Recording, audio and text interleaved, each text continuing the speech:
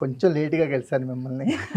అవును sir. So, కానీ కలవాలి. మీతో హ్మ్. మాట్లాడాలనే ఒక ఇంటెన్షనే ఇంటర్వ్యూ కారణమైంది. Thank you sir. ఎందుకంటే ప్రీ వెడ్డింగ్ షో చూస్తున్నప్పుడు ఒక ఆడియన్‌గా, ఒక జర్నలిస్ట్‌గా, ఒక సినిమా జర్నలిస్ట్‌గా మాకు కలిగిన అనుభూతి అనేది ఈ మధ్య కాలంలో చాలా తక్కువ సినిమాలకు కలిగింది. హ్మ్.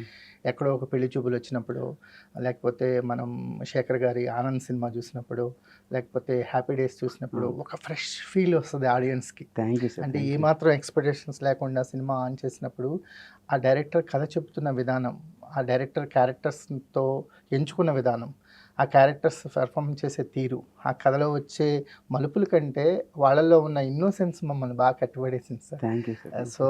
మిమ్మల్ని కలవాలనేది కలవకపోతే ఏదో తప్పు చేస్తున్నట్టు ఫీల్ అవుతున్నాను. అయ్యో! అయ్యో! మీతో ఒక ఇంటర్వ్యూ లేకపోతే ఏదో లోటుగా ఉంటదని ఫీల్ అయ్యి ఇంటర్వ్యూ కండక్ట్ చేయడం జరిగింది. Thanks for your time. Thank you sir. Thank you. ఏంటసలు ప్రీ వెడ్డింగ్ షో ముందు ఏమన్నా ప్రీ వెడ్డింగ్ షోస్‌కి అబ్జర్వ్ చేయటం వల్ల ఈ కథ అహా! తట్టిందా? లేదు సార్ అది. ఇది ఆల్రెడీ చెప్పాను ఇది. ఒక యాడ్ ఫిల్మ్ చేస్తున్నప్పుడు హ్మ్. చిప్ కరప్ట్ అయిందన్నమాట మాకు.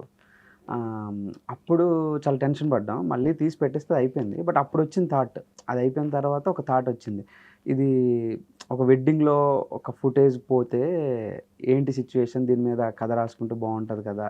అని అప్పుడొచ్చిన ఐడియాని డెవలప్ చేశాను.